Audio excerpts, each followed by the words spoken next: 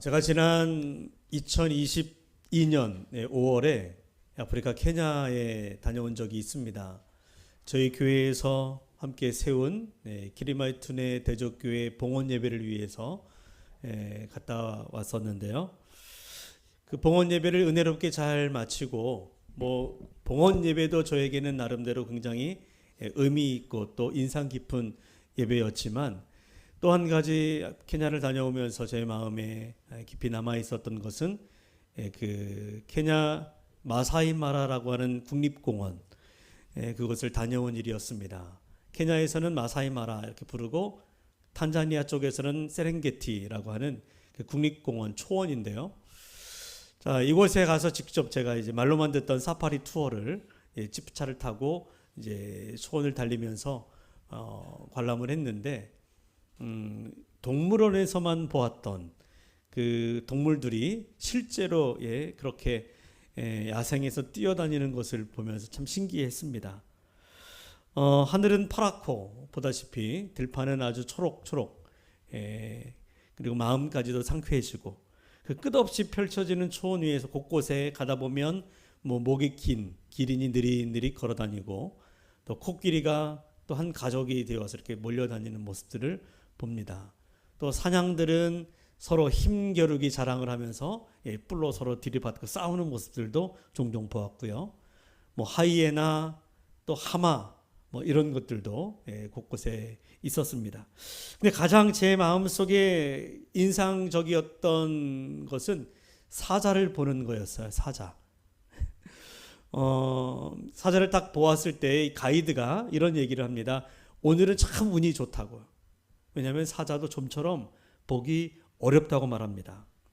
또 놀라운 것은 우리가 바로 이 눈앞에서 사자를 본 거예요. 멀리서 본 게 아니라 바로 코앞에서 차를 타고 가서 그 사자를 보았는데 그 당시에 이제 두세 마리 사자들이 갓 사냥한 물소를 들소를 먹고 있는, 그러니까 그야말로 식사 시간이었어요. 저들에게는 그 식사를 하고 있는 모습을 보았는데 놀라운 건 여러분, 이 사자들이 사람들이 다가가는데도 놀라지 않는 거예요.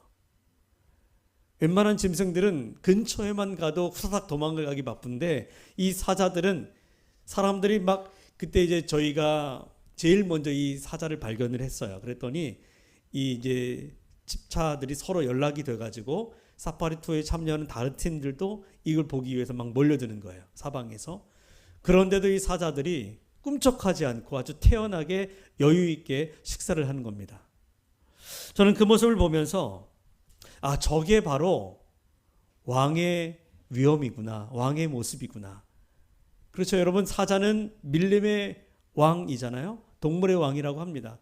그런 왕들이 두려울 게 뭐가 있겠어요.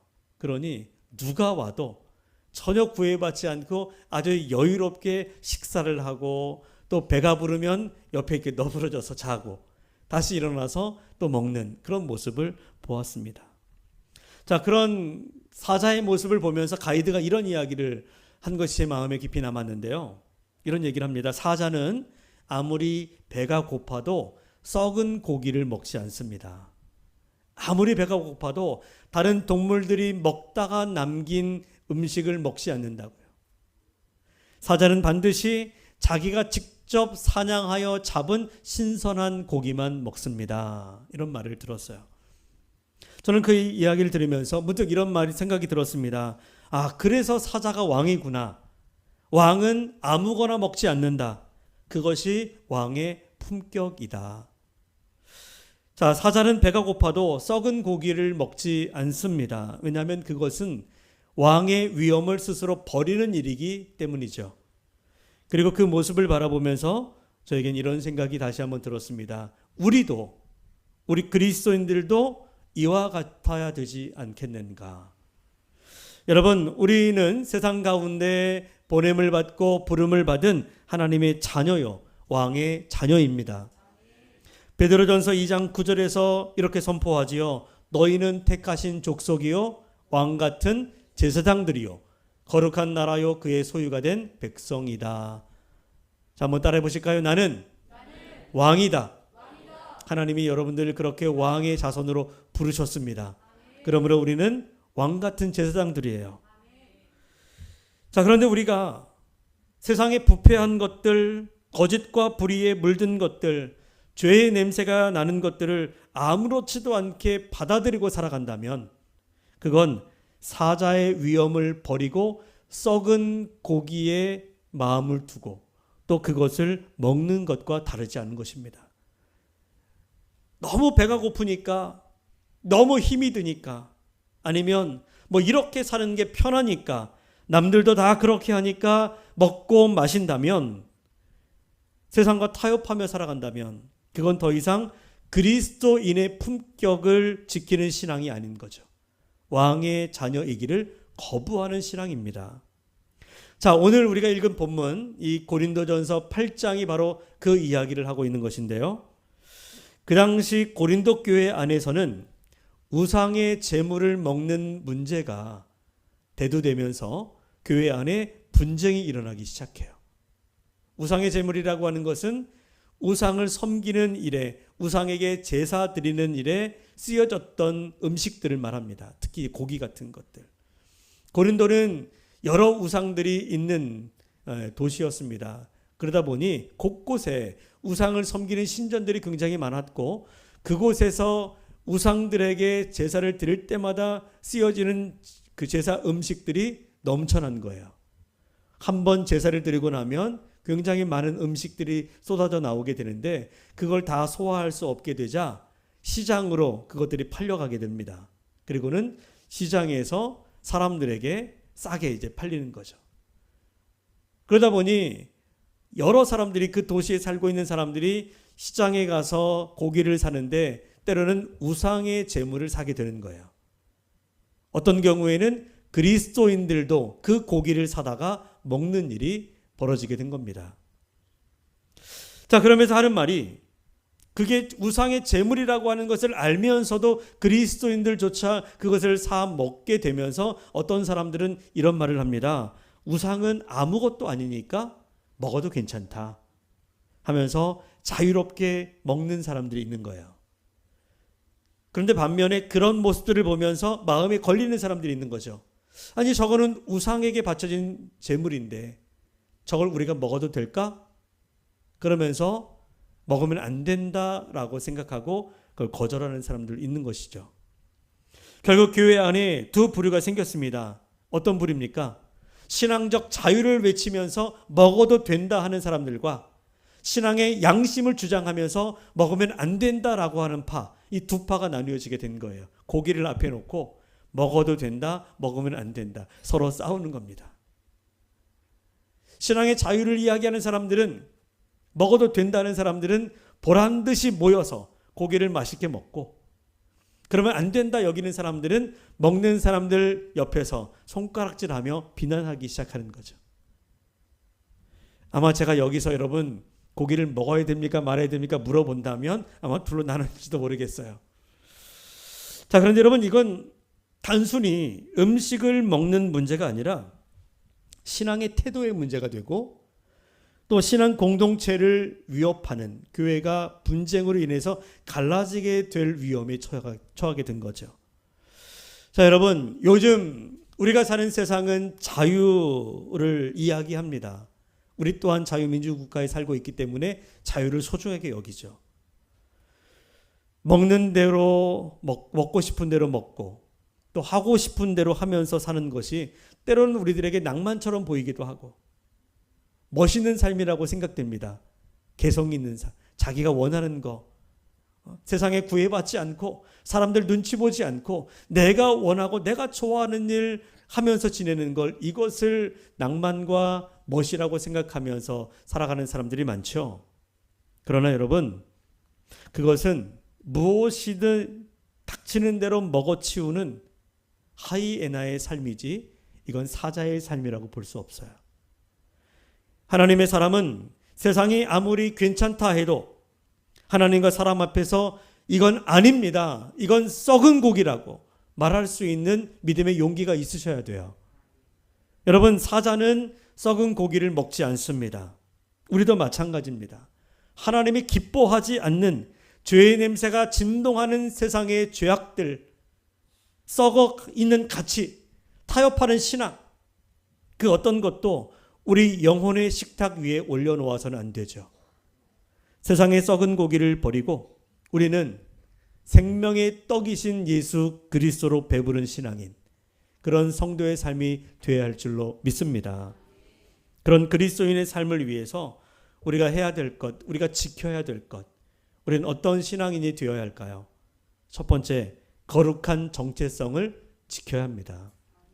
자, 고린도 교회에서 벌어지는 갈등을 보면서 바울이 오늘 1절에서 이렇게 말하는데요. 자, 우리 한번 1절을 같이 한번 읽어볼까요? 시작. 우상의 재물에 대하여는 우리가 다 지식이 있는 줄을 아나 지식은 교만하게 하며 사랑은 덕을 세우나니. 자, 교회 안에, 고린도 교회 안에 우상은 아무것도 아니다, 우상은 허상이다, 하나님만이 참신이다, 자, 이런 신학적 지식을 가진 사람들이 많았습니다. 그들은 그 지식을 근거로 자유를 주장하는 거예요. 우리는 어디에도 얽매이지 않고 오직 하나님 한 분만을 섬기며 믿음 안에서 우린 자유하다. 우상은 허상 아닙니까? 하나님은 한 분뿐이니 우상에게 바쳐진 고기를 할지라도 전혀 해가 되지 않는다. 이건 어떤 의미가 있는 것도 아니기 때문에 그 음식을 먹어도 괜찮다라고 말하면서 음식을 먹는 거예요. 자, 신학적으로 여러분 이것은 맞는 말이죠. 우상에게 바쳐졌다고 해서 그게 뭐가 부정하겠습니까? 자, 예를 들어서 이 컵 앞에 음식을 놓고 컵에게 음식을 바쳤다라고 한다면 이게 더러워진 걸까요? 아무 의미 없는 거잖아요. 우상은, 이 컵은 아무것도 아니기 때문에, 신도 아니고 내가 컵에게 제사했다고 해서 이 컵이 우상이 되는 것도 아니고 아무것도 아니지 않습니까? 그 앞에 바쳐진 음식 먹어도 상관없는 거죠. 자, 이와 같이 어떤 새겨진 우상, 만들어진 우상 앞에 뭐 음식을 바쳐놓고 제사를 드렸다 할지라도 그건 전혀 부정해지지 않은 것이기 때문에 먹어도 상관은 없어요. 하지만 바울이 보기에 그들의 문제는 그 지식으로, 그 신학적 지식과 신앙의 자유를 가지고 남들을 판단하는 게 문제인 거죠. 그리고 그 지식을 자신의 만족과 먹는 즐거움을 위해서 이용했다는 것입니다. 여러분, 참된 신앙이라고 하는 것은 아는 것이 아니라 누구를 닮아가는 자, 여기에 달려있는 거예요. 그러므로 그리스도인은 아는 자가 아니라 사랑으로 행하는 자가 되셔야 합니다. 자, 초원의 사자를 보십시오. 사자는 자신이 누구인지를 아는 거예요. 내가 왕이다. 내가 왕이다. 내 앞에 어떤 대적도 없다. 그러므로 이 사자는 아무리 배가 고파도 굶어 죽는 한이 있어도 다른 동물들이 먹다 남긴 찌꺼기들, 그런 쓰레기 같은 것들, 썩은 고기들 먹지 않는 거예요. 눈길도 주지 않습니다. 왜냐하면 자신이 왕이기 때문에.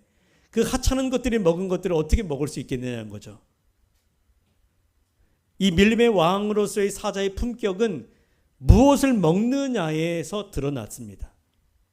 마찬가지로 우리 그리스도인의 품격도 세상 속에서 무엇을 취하느냐, 무엇을 거절하느냐로 나타나는 거예요. 세상은 이 정도는 괜찮지, 이 정도는 해도 괜찮아, 남들도 다 하는데, 이렇게 말하지만 우리 하나님의 사람은 언제나 이것이 주님께 합당한 것인가, 이것이 성도에게 합당한 것인가, 이것을 먼저 물어야 돼요. 거기에서 거룩이 시작됩니다. 성경 속에도 보니까 이런 어떤 성도의 정체성, 그 거룩을 끝까지 지킨 사람들의 이야기들이 있는데 그 대표적인 사람이 다니엘이죠. 다니엘은 어린 나이에 바벨론이라고 하는 나라의 포로로 끌려갑니다. 그곳에서 왕의 총애를 받으면서 이제 특혜를 얻게 되었는데 그 중에 한 가지가 왕이 먹는 음식을 함께 먹을 수 있는 특혜가 주어졌어요. 여러분, 왕의 수라상에 아무 음식이 올라갑니까? 그 나라의 가장 최고의 음식들이 준비되잖아요. 그런 음식들이 다니엘에게 주어졌습니다. 왕의 음식, 왕들이 먹는 포도주. 자, 그런데 다니엘은 그 엄청난 특혜에도 불구하고 그 모든 음식을 거절합니다. 안 먹겠다고요. 그가 거절한 이유가 무엇입니까? 왕의 음식이, 바벨론 음식이 내 입에 안 맞기 때문입니까? 그것이 아니라 그 음식은 우상에게 바쳐진 음식이었기 때문이고 율법에 정한 부정한 음식이었기 때문에 그것을 먹지 않겠다는 거예요. 다시 말하면 그 음식으로 자신을 더럽히지 않겠다라고 하는 결단이죠. 이런 다니엘의 결단은 자신이 누구인지를 아는 자이기 때문에 나타나는 하나님 앞에 드렸던 믿음의 결단이었던 것입니다. 다니엘은 육신의 만족보다 거룩함을 선택한 거죠. 세상이 주는 달콤함과 육신의 즐거움보다 왕의 자녀로서 하나님의 백성으로서의 절제의 삶을 선택한 것입니다. 그 결과 하나님은 다니엘을 지혜롭게 하셨고 바벨론이라고 하는 그 세상 속에서 모든 사람들에게 인정받고 존경받는 존귀한 인생이 되게 하셨습니다. 썩은 고기를 거절한 결과죠. 모든 세상 사람들이 군침 흘리는 그 썩은 고기를 거절한 결과 하나님은 그에게 가장 신선하고 가장 아름다운 인생을 허락하신 거예요. 여러분, 오늘 우리도 다니엘과 같은 그런 시대를 살고 있지 않습니까? 세상은 끊임없이 계속해서 우리에게 썩은 고기를 내밀면서 타협해도 괜찮다. 이 정도는 눈 감아줄 수 있어. 누구나 하는 거야. 그렇게 포장된 유혹을 우리 앞에 늘 놓아놓습니다. 손만 뻗으면 언제든지 닿을 수 있는 거리에 세상에 유혹들이 있잖아요. 그러나 우리는 잊지 말아야 합니다. 우리는 이 세상에 속한 자가 아니라 우리는 하늘에 속한 자입니다. 우리는 하나님의 형상을 입은 하나님의 자녀요, 왕의 후손들이에요. 사자가 자신이 왕이라는 것을 아니까 다른 음식들, 다른 동물들이 먹는 것을 부러워하지 않는 것처럼 우리 성도들도 왕의 자녀이기 때문에 세상 가치 부러워하지 않습니다. 세상의 문화에 눈길을 주지 않습니다. 하나님이 주신 것만으로 만족하며 하나님께 속한 것으로 배불러야 돼요. 여러분, 우리가 하나님 자녀라면 우리는 세상 사람처럼 살 수가 없습니다. 썩은 고기를 거절하는 순간 어쩌면 배고플 수 있고 어쩌면 궁핍할 수 있습니다. 하지만 하나님은 우리 안에 세상 것들을 거절하는 순간 하나님은 우리 안에 새로운 생명을 채워주실 거예요. 그때 하나님은 우리를 진짜 사자처럼 담대하고 거룩한 믿음의 사람으로 세워주실 줄로 믿습니다. 그런 저와 여러분 되기를 축복합니다. 두 번째는 자유보다 사랑을 선택해야 합니다. 자, 우리 한번 9절 같이 한번 읽어볼까요? 시작. 그런즉 너희의 자유가 믿음이 약한 자들에게 걸려 넘어지게 하는 것이 되지 않도록 조심하라. 자, 고린도 교회 안에 많은 성경적 지식을 가진 사람들이 있었습니다.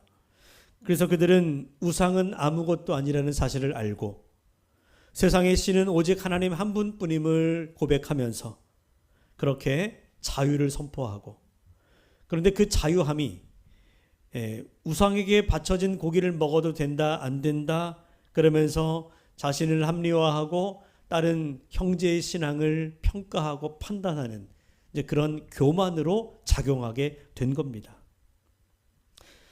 자, 그들의 자유, 물론 자유 좋은 거죠.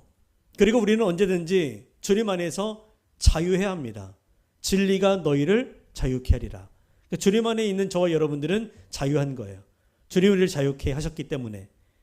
그런데 이 고린도 교회 성도들이 이야기하는 자유, 그들이 누리고 그들이 말하는 자유는 사랑이 없는 자유, 다른 형제를 고려하지 않는 자기들만의 자유였기 때문에 문제가 된 거죠. 여러분, 진정한 자유가 무엇입니까? 그것은 나만을 위한 자유가 아니라 모두를 위한 자유가 되어야 돼요. 나만 좋으면 된다. 나만 괜찮으면 다 좋은 거야? 여러분, 그런 생각은 자유가 아니라 방종이라고 말합니다. 그리스도인이 갖는 자유, 그리스도인이 누리는 자유는 방종이 아니죠. 그래서 내가 하고 싶은 대로 하는 것이 아니라 내가 마음대로 할 수 있는 상황에서도, 내가 무엇이든 선택할 수 있는 그런 상황에서도 다른 사람을 위해서, 우리 신앙 공동체를 위해서 하지 않는 선택, 할 수 있지만 다른 사람을 위해서 하지 않는 선택, 이것이 진짜 자유입니다. 그래서 바울은 너희의 지식이 약한 자를 멸망하게 한다면 그건 죄다, 이렇게 말해요. 여러분, 우리가 이 세상을 살아가며 자유를 누릴 권리가 있습니다.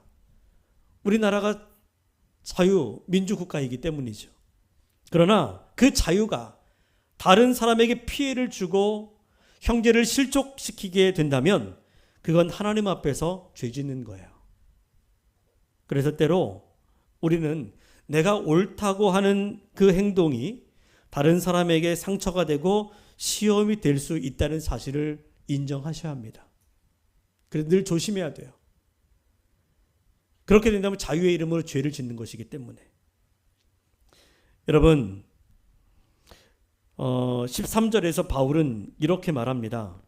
우리 한번 같이 읽어볼까요? 시작. 그러므로 만일 음식이 내 형제를 실족하게 한다면 나는 영원히 고기를 먹지 아니하여 내 형제를 실족하지 않게 하리라. 자, 바울이 자신의 자유를 포기하는 그 결단을 이야기하는데, 바울이 고기를 먹지 않겠다. 왜? 그가 채식주의자이기 때문입니까? 바울도 고기를 먹을 수 있어요. 뭐 그가 고기를 좋아한다 이런 기록은 없기 때문에 모르겠지만 먹을 수 있지만 그가 왜 영원히 고기를 먹지 않겠다라고 하는 결단을 이야기합니까? 혹시 자신이 고기를 먹는데 이것이 우상에게 바쳐진 고기가 아닐지라도 고기를 먹는 그 모습을 보고 어떤 사람이 바울에 대해서 오해하고 저가 우상의 제물을 먹는다라고 시험에 들기라도 한다면 그게 하나님 앞에 죄악이기 때문에 바울은 한 사람이라도 자기 때문에 낙심하거나 오해하는 일이 없게 하기 위해서 사람들 앞에서 고기를 먹지 않겠다, 이렇게 선포하는 거예요. 교회를 위해서, 함께 믿음의 길을 걸어가는 형제들을 위해서 자신의 먹는 즐거움과 권리를 내려놓은 것입니다. 여러분, 이것이 바로 사랑의 절제고 이것이 바로 우리 예수님이 보여주신 십자가 정신이죠. 우리 예수님도 우리를 위해서 당신의 그 모든 권리를 내려놓으셨습니다. 하늘의 그 영광스러운 보좌를 버리시고 낮고 천한 이 땅에 내려오셨어요. 하나님의 아들로서의 권세를 포기하셨습니다. 그리고 스스로 죄인이 되어서 십자가에 못 박혀 죽으셨습니다. 누구 때문에? 우리 때문이죠.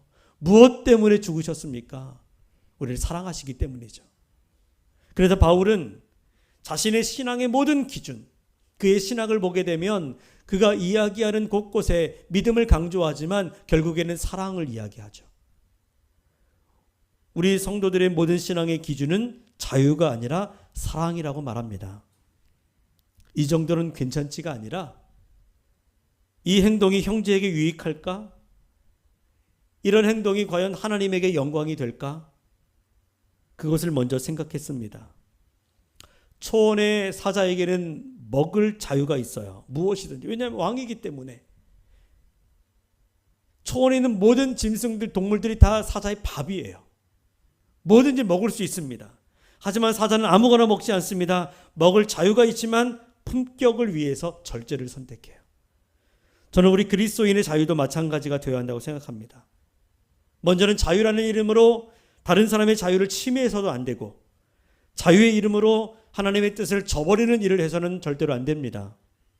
자유는 내 마음대로 살아도 된다는 면허증이 아니에요.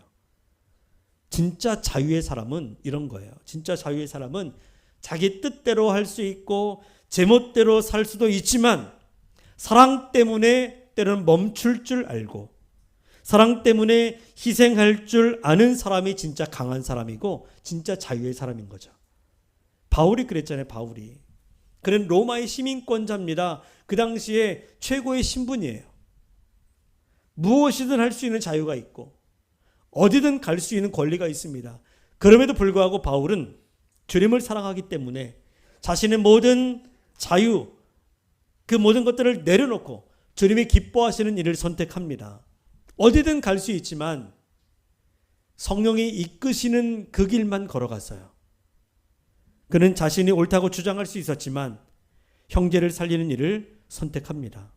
그것이 바로 그리스도의 마음이고 복음의 길이기 때문에 여러분, 우리도 바울처럼 그리스도의 거룩한 마음을 품으시고 그리스도의 그 길, 복음의 길을 걸어가는 참된 그리스도인의 품격을 갖고 살아갈 수 있기를 주님의 이름으로 간절히 축원합니다. 세 번째는 하나님의 영광을 위해 절제해야 합니다. 자, 우리 한번 다시 마지막 13절을 한번 읽어볼까요? 바울의 고백입니다. 시작. 그러므로 만일 음식이 내 형제를 실족하게 한다면 나는 영원히 고기를 먹지 아니하여 내 형제를 실족하지 않게 하리라. 이건 단순히 식습관의 이야기가 아니죠. 바울이 고기를 싫어하기 때문이 아니라 자신의 삶의 방향이, 자신의 삶의 목적이 형제를 사랑하는 것이고 하나님의 영광이었기 때문에 자신의 즐거움과 자신의 어떤 자유와 권리를 내려놓겠다는 것입니다. 형제를 위해서죠. 그리고 무엇보다 하나님의 영광을 위해서입니다. 나는 내 만족을 위해서 살지 않겠습니다. 나는 오직 하나님의 영광을 위해서 살겠습니다. 이런 바울의 고백이 오늘 우리가 가져야 할 절제의 신앙의 모습이에요. 여러분, 절제가 뭡니까? 절제. 무언가를 금하는 거? 자기 자신을 컨트롤하는 거? 물론 맞는 말입니다. 그런데 진짜 절제라고 하는 것은 억지로 참고 버티는 게 아니에요. 힘들어도 꾹 참고 견디는 것이 절제가 아닙니다. 절제에는 목적이 있어야 돼요. 목적 있는 인내가 절제예요. 그래서 절제는 올바른 방향을 먼저 정하고 내가 정말 내 목숨을 걸고 지켜야 할 어떤 목적을 정하고 뜻을 정하고 그리고 나서 참고 견디는 거죠. 내가 왜 이걸 하지 않아야 되는지에 대한 분명한 이유, 내가 왜 이 힘든 일을 참고 견뎌야 되는지에 대한 분명한 목적, 내가 왜 남들이 하기 싫어하는 이 일을 해야 되는가라고 하는 것에 대한 진정한 목적이 있어야 된다는 거예요. 그 이유, 그 목적은 단 하나죠. 바로 하나님이 기뻐하시기 때문에. 그것이 우리의 삶의 목적이 되어야 합니다. 이게 바로 믿음의 절제죠. 세상은 하고 싶은 대로 해, 먹고 싶은 대로 먹고, 가고 싶은 대로 가고, 그런 것을 자유라고 말하지만 하나님의 사람은 믿음 때문에 하지 않아도 되는 힘, 이것을 자유라고 말할 수 있어야 돼요. 사자는 배가 고파도 썩은 고기를 먹지 않습니다. 본능보다 품격을 선택하는 거죠. 마찬가지로 신앙인은 욕망보다 하나님의 영광을 선택하셔야 돼요. 우리의 삶에 참 많은 유혹이 있습니다. 편안함을 위해서 살고 싶은 마음들, 다른 사람들에게 인정받고 싶은 욕구, 때로는 신앙의 원칙을 조금 양보하고 세상 방식대로 살아가고 싶은 마음들이 우리들 마음속에 왜 없겠어요? 그러나 우리가 기억해야 됩니다. 나는 누구를 위해 사는 것인가? 나는 무엇을 위해서 이 선택을 해야 되는가? 그리고 그 답이 하나님이라면, 나는 하나님을 위해서 살고 하나님을 위해서 선택한다라고 하는 우리의 인생의 해답이 하나님이라고 한다면 우리는 거기서 멈춰야 돼요. 하고 싶어도 멈추고 가고 싶어도 멈추고 그리고 돌아서서 하나님께로 나아가셔야 합니다. 그게 자유인 거예요. 그게 신앙의 절제죠. 그리고 그것이 우리 성도의 자유입니다. 바울은 자신의 인생을 통해서 이 원칙을 지켰습니다. 이 원칙. 자유인 같지만 그는 사실 복음의 메인 그리스도의 종이잖아요. 자신의 권리를 주장할 수 있었지만 복음 때문에 자신의 모든 권리를 배설물처럼 버렸습니다.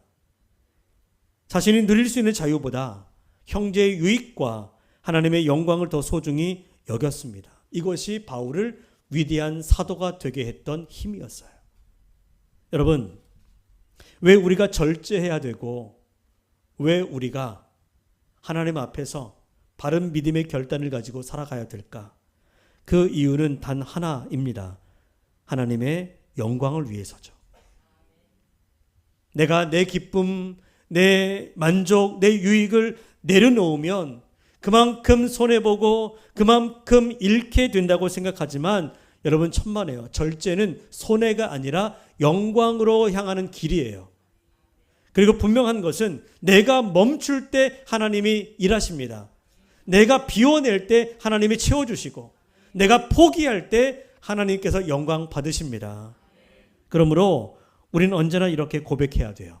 우리 함께 앞에 화면을 보면서 믿음으로 고백해 보겠습니다. 자, 시작. 주님, 제가 먹지 않겠습니다.